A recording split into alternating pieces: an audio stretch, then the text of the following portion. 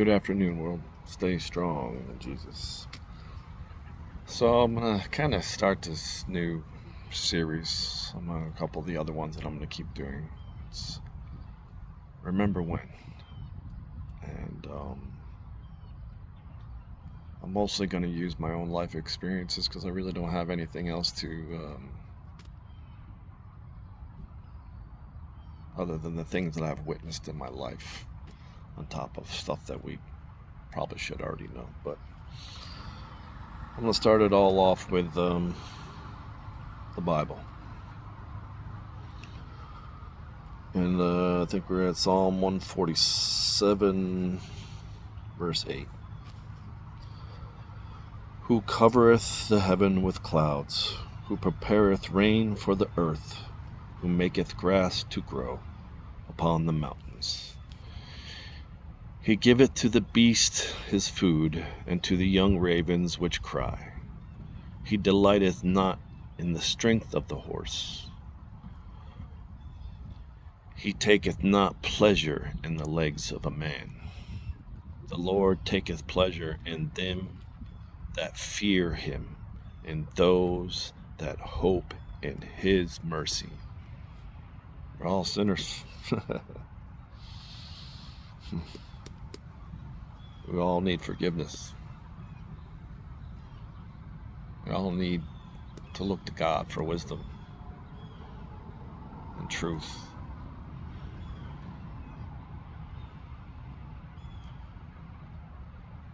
I remember when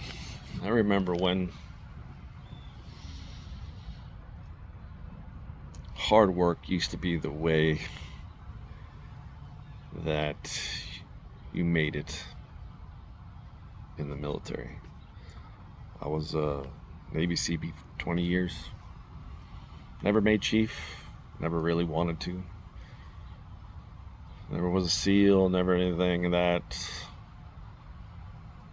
But used to be considered Naval Special Forces.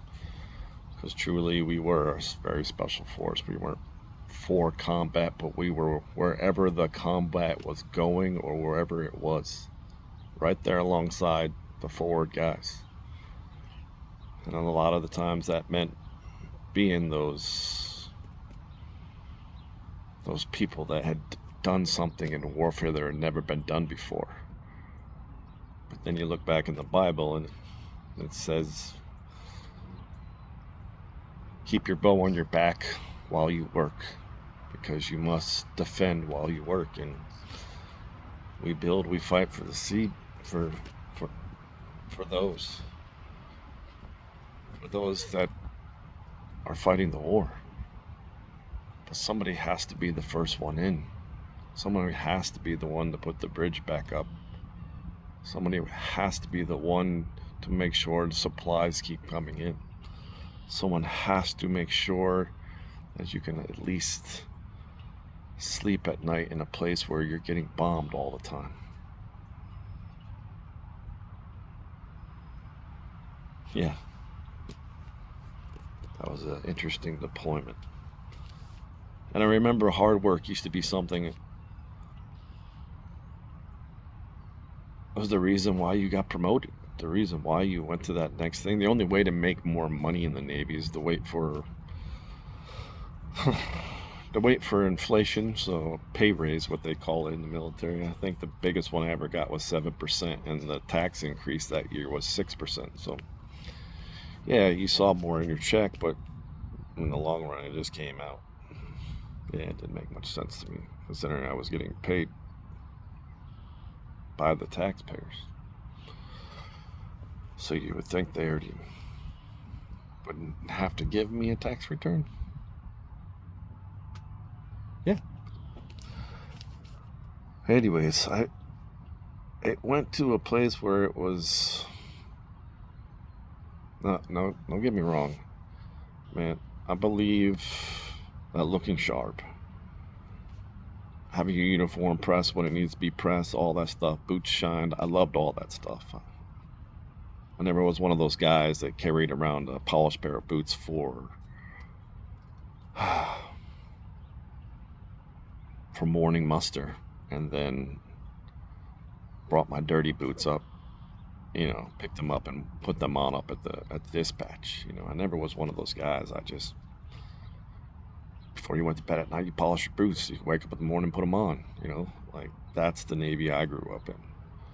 And yeah, I wasn't a combat soldier, but I knew I had to go into combat.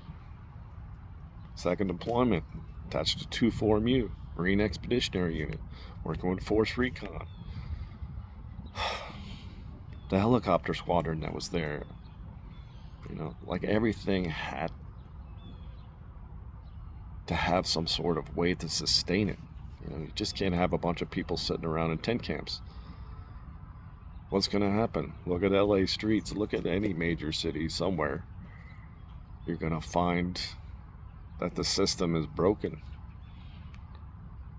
Because nobody wants to do the hard job. I once heard Joe Rogan say the reason why that he became a comedian is because he didn't want to work hard. But he's always the one telling everybody to work harder. Don't get me wrong. I'm sure he works very hard. And I love him. I love listening to his stuff. I don't agree with everything he says, but I'm still praying that he finds Jesus, because I don't think he's there. But at the end of the day, it's not me who will be deciding whether Joe Rogan or not goes to heaven. It won't be me, and it won't be anybody else deciding whether I go to heaven. And it'll be Jesus. And I can sit around and say, yeah, I'm saved. I know I'm saved. Do I deserve it? No. Do I want anybody to look to me? No. But you know what? There's a lot of things that I used to do before I found God that were perfectly godly. Yeah, we're not supposed to live for this world, but we have to live in this world. And it's hard work. Everything is work. Everything is work. You have to move to be a body. You have to eat right to stay healthy. You have to breathe air. Your body is always working.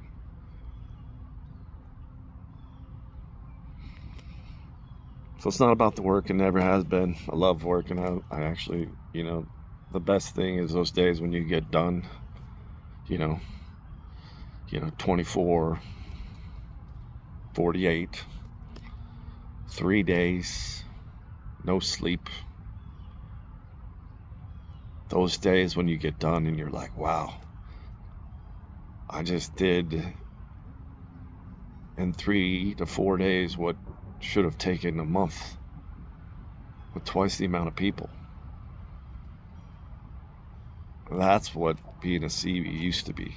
And I got in trouble a lot for my first couple years, mostly because I had a drinking problem. But not so much that it affected my work, that I was drunk on the job and stuff like that, although I probably, by technical standards, I was drunk on the job a lot. But hey, that's what it is. That was the nature of the world back then. I'm not saying it's right, I'm not saying it's wrong. I'm just saying it was never out of control in the fact that I let it affect my work. The problem is I let it affect my personal life. And I'm a pretty chill person. For most of my life, I've been at least 6'5" and anywhere from 148 pounds to, at one point, 430 pounds. And at my best, probably about 295, 6%, body fat. Like, and still having to get taped every year for fat content, even though you could visibly never see it on my body. So yeah. Remember when It mattered more about what you had done and what you had trained for and then actually did it. That mattered more than what you learned in a school. I learned way more on the job and just trying to figure stuff out that had never been done before with so little, you know. I guess that's kind of from being raised around a farm setting, not necessarily a farm, but so you figure it out, man. You want to know how to make rope? I learned at a very young age how to braid rope baling twine into one long piece so it was stronger. We used to make our own rope as kids. We didn't have money to buy it, but there was always bales of hay. All I'm saying, man, is remember when? Hard work, experience, a little bit of truth, and Jesus can get you in life, man. Because Jesus is all those things. He works very hard. He worked very hard to let everybody know that he was the answer. And the only reason the Jewish people are the chosen ones is because Jesus was a Jew. And remember when that meant something. When you look at things, remember his own people called him a criminal, but could not provide any evidence to the contrary. Because he didn't say the things he was saying in private, he said it in the open, he said it in the churches.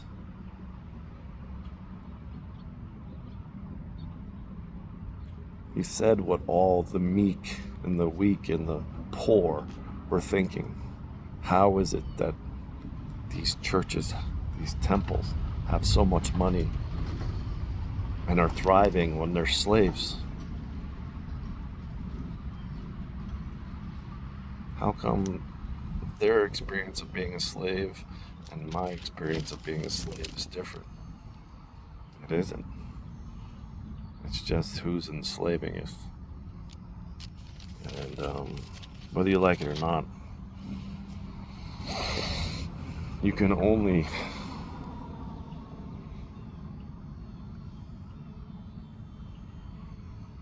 do so much before you stop and realize that all this is work. All of this is suffering. And at the end of the day, when it's all said and done, whether you believe you're going to meet your maker or you just believe that you're going to go black one day,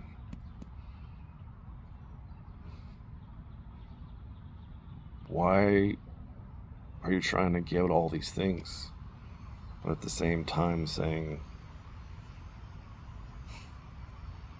a fetus is not a baby, it's not life? I don't know. All doesn't make sense to me. And it makes even the stuff that I thought made sense to me don't make sense to me anymore since I found Jesus. And I'm not saying like the next day. It's been almost 3 years now, and every day I see something, I'm like, man, you're an idiot. You're an idiot. You're an idiot for judging those people. You're an idiot for hating them. Why are you getting angry about all that? What are you going to do? Nothing. Except Jesus. That's all I'm doing, man. I'm accepting his way, and I'm learning how to be more like him.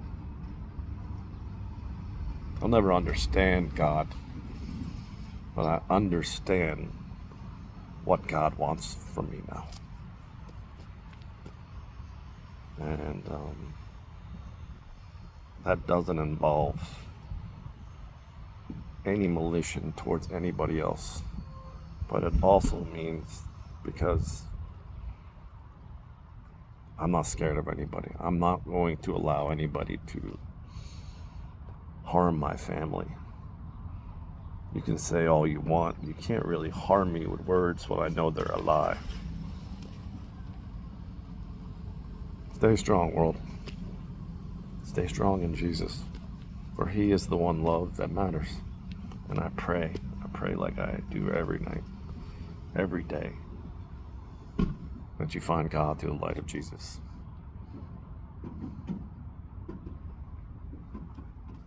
Stay strong, world. Have a good day.